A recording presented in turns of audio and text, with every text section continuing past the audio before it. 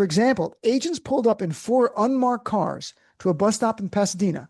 The doors opened and men in masks with guns started running at 3 Latino men who were sitting there drinking their morning coffee, waiting to go to work.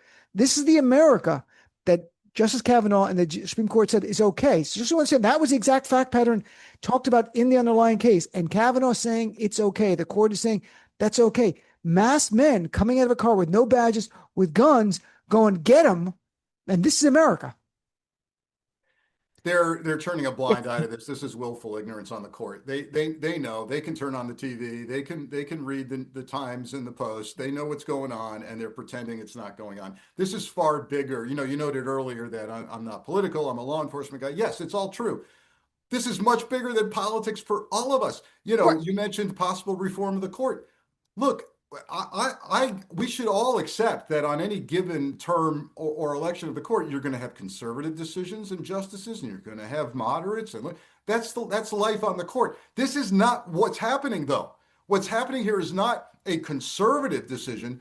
It's an ignorance and a willful turning from the Constitution and precedent. That's what's going on here. If people think, oh, Frank's upset because there's a conservative court. No, fine, great. Half the time I'll agree with conservative decisions. It doesn't matter to me. It's the unconstitutional nature of what's happening that has me passionate.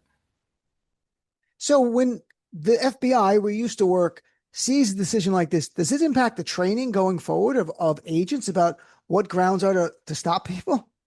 Yeah, so when it was beat into my head, not just in law school, but in the FBI, at the academy, and subsequently all the legal training we get every year, this concept of reasonable suspicion is devolving. And yes, law enforcement's going to get trained differently on what the totality of the circumstances constitutes reasonable suspicion. And the concern here is, does that get you a search warrant now? Skin color and broken English and hanging out at the wrong place? What? And by the way, I recall fondly the days when people would apply for search warrants. I don't see that happening either. So yes, training's going to change. And let's be real, recruitment has already changed. Look at what ICE is doing. You don't have to have a college degree. You can be 18 years old.